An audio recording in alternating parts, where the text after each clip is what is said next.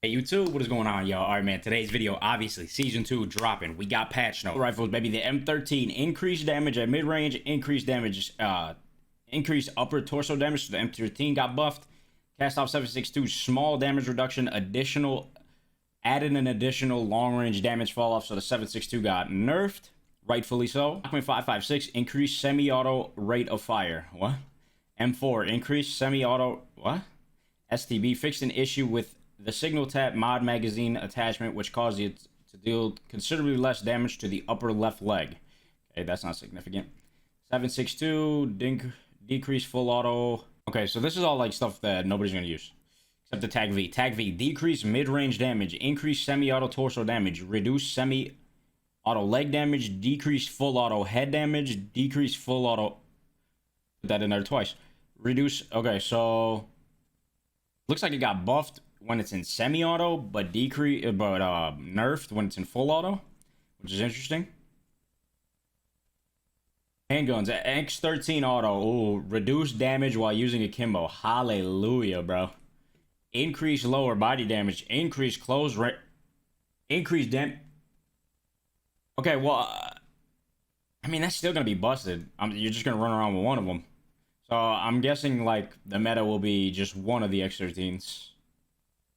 Which, I mean, I guess that's okay because the recoil on them is kind of crazy, I think. I don't know. I don't think I've ever used just one of them. Okay, light machine guns. Here we go. RPK. Small reduction to ADS movement speed. Reduce mid and long range damage. Reduce damage ranges. Cross the board. That boy got nerfed. All right, the RPK is out of there. Melee. Increased non-lunging melee damage range. Allows players to hit equipment on the ground with melee while crouched. Melee attacks with non-melee weapons will now require 3 hits to kill a fully armored enemy instead of 2. Listen. I mean, that is a W, right? Because the 2 hit is obnoxious. But, bro, 3? It should be like 10, brother. I should not be getting meleeed at all unless they have a melee weapon. You know what I'm saying? Am I tripping on that one? I don't think you should be able to get killed with a melee unless it's... Maybe I'm tripping on that one. Maybe I'm tripping. Maybe I'm being over dramatic. Submachine guns. We got the Vaznev 9K reduced mid to long range damage. The Mini Bach reduced damage ranges, reduced lower torso damage at close range, reduced lower damage at mid to close range, added minimum damage against armor. What does that mean? Okay, so the Mini Bach got nerfed. Interesting. Fennec. Decreased damage overall. Decreased headshot damage. Added minimum damage against armor. So minimum damage against armor. I don't know. I'm not sure what that means. So maybe it does less damage against armor. But added minimum. I don't know. Oh, it's saying that the damage values are now going to be different. Maybe they were the same to armor and non-armor. Okay. Sniper rifles. Reduced signal 50. Reduced sprint out speed. Reduced movement speed. Reduced long range damage. Small decrease to bullet velocity. Sheesh. That's the only... I thought they were going to say like, oh, sniper's one shot now. Okay, here we go. Here we go, Warzone 2. We got, obviously, Ashika Islands coming out. Can't wait to get into that. They kind of break it down right here. Da-da-ding, da-da-doo, da-da-dee. Map updates to Al-Mazrah. Here we go. Al-Mazrah. Downed aircraft at Satik Caves. That's where Afghan is now. The full map of Afghan. Underground tunnels in Suburbs 14. I don't even know what that means. I don't know what Suburbs 14 is, but there's apparently underground tunnels there now. New passenger train moving counter-directional to the existing cargo train, so that's cool. Added a path through the cliffside north of Hydroelectric. And obviously we already knew this, but still a fat W. The Gulag map has been updated to better suit 1v1 combat because 1v1 Gulag is back. Okay, here we go. Battle Royale. Al-Mazrah, we got... This is kind of disappointing for me, man. I thought we were getting everything. I was really looking forward to some Resurgence solos, but nonetheless... Resurgence squads is going to be fun. We got 52 players. 52 players. So it's just like Fortress Keep, right? Fortress Keep had 52, right? For quads. Okay, and then they added a lot of stuff to the new Resurgence. Okay, so here we go. Respawns are disabled on the 4th circle, so keep an eye on that clock. New score events. In addition to the traditional score events, we have added new ways to shorten the respawn timer for squad members. A headshot, AI elimination, uplink, on the move, hunt, hunter double, hunter spree. You limited 2 players in a row while they were tracked by the hunt mechanic. Wait, what is hunt? You limited to play with the track with a hunt. I don't know what hunt is. Oh, it's right here. Here we go. Hunt and track mechanic. At any point during a match, eliminating At any point during a match, eliminating an enemy player will display their squad members for a few seconds on the minimap. Specific to solos, eliminating an enemy player will display their okay, so okay, so that's the hunt mechanic. They're talking about just the pings you get on the minimap. Ooh, armor break. You broke all the players' active armor plates. Audacious elimination. What? You got an elimination while your squad member was down. You got an while being the last member. Oh shit. So there's hella ways to reduce the timer now for your teammates. Loadouts. Players can acquire their loadouts via 2 different methods in Resurgence. Towards the end of the first circle, there is a public event that drops a loadout crate for your squad. Loadout drop markers are also available for purchase via buy stations using the same price scaling as standard Battle Royale. Additional info. Strongholds are disabled. W.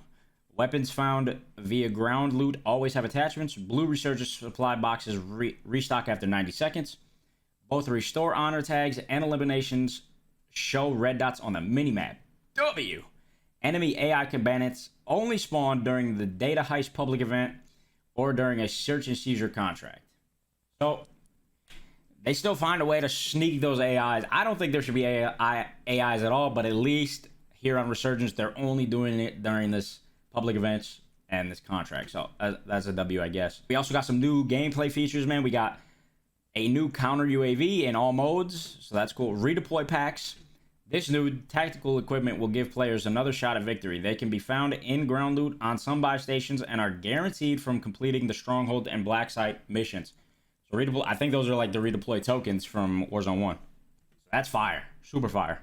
Cash economy. Players will now drop more cash upon elimination. Player will now retain more cash upon redeployment. How's that work? More cash per match. Okay, here we go. Cash found via ground loot has been increased to compensate for the above change. Minimum cash value found on ground increased to 500. In cash registers to 500. Basic supply boxes to 500. Legendaries 800. So we about to be rolling in dough.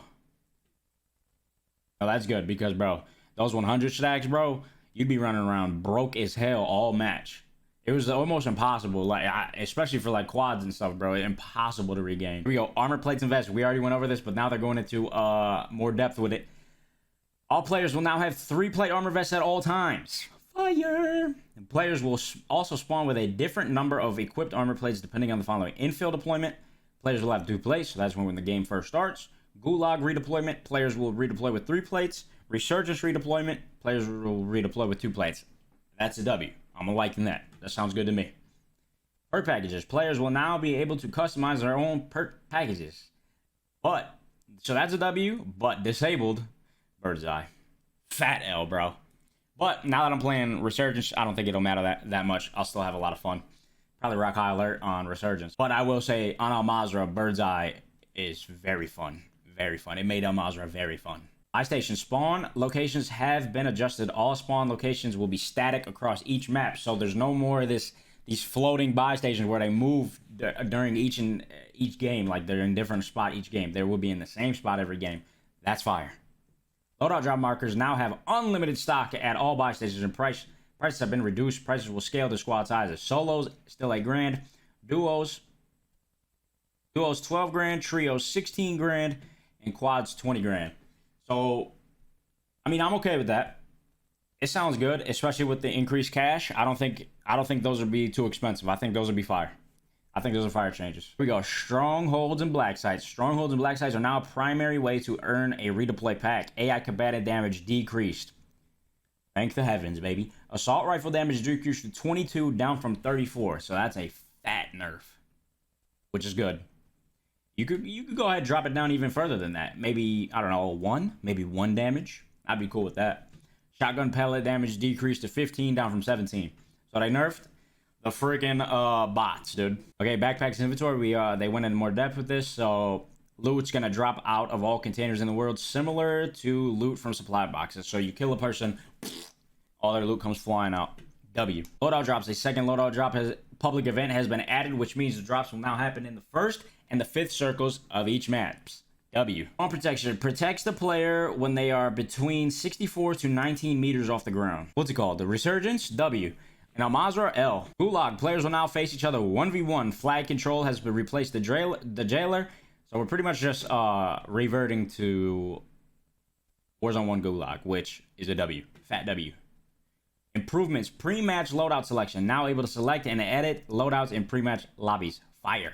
Here we go, baby. Plating improvements. This is the one. This is the one. They went into more depth. Global plating animation speed increased by approximately 25%. So now you're throwing them bitches in there. Come on. Movement speed increased while plating. Players can now sprint while plating. Players can now bust through doors while plating. Oh, thank the heavens, bro. Now I think this is going to help the pacing of the game a lot. It's just going to make fights a lot more interesting, especially with the RPK and Fennec nerf. I think we'll see great improvements in each individual gunfight. I think it's going to be fun. I think we're going to be having some fun here on Warzone 2 now. Ping visibility, W. Improve the separation of loot on steep inclines. Okay. Also, here we go. We got combat records, baby. Warzone 2.0 combat records will come online as part of Season 2. The statistics present in the Warzone 2.0 combat record will only be from the activation date forward. So, which kind of sucks. So, all your wins and your KD, all that, doesn't matter from the first season, which kind of sucks. But at least we now have a combat record. We'll be able to track our wins, our kills, our KDs, all that good stuff, and then a bunch of DMZ stuff. Now here we go. Looking ahead, Season 2 reloaded just around the corner. Season 3 confirmed. Here we go. Season 3, baby. Our teams are hard at work at Season 3 and beyond. We're excited to share some of the awesome content ahead. Gunfight coming back to multiplayer. Everybody loves gunfight. Plunder's coming back to Warzone, and this one right here, I never thought I'd see the day. We're getting Warzone Ranked. Now, they didn't go into any detail or anything, but that's fire. That's fire, bro. Warzone Ranked. Did y'all ever think we'd see the day where we would be getting Warzone Ranked? I never thought. With Warzone Ranked, I would say I would like the skill gap to still be increased a little bit. You know what I'm saying? They're going in the right direction with the movement while plating and everything, but we gotta increase that skill gap a little bit if we're good doing ranked here on Warzone, man. I'm gonna be honest. I think we should keep trying to push the envelope for a little higher of a skill gap for Warzone ranked. But those are all the changes, man. I'm excited. Might have to upload this. I didn't think this was gonna be this long, but I might have to upload this as like its own upload, and then I'll do a gameplay upload of Shika Island. Also today, so we're gonna be grinding. I'm gonna be grinding, baby. Come on, turn me up. Hope you guys did. In case this is in case I make this a video all by itself, I hope you guys did enjoy the video, and I will see you in the next one.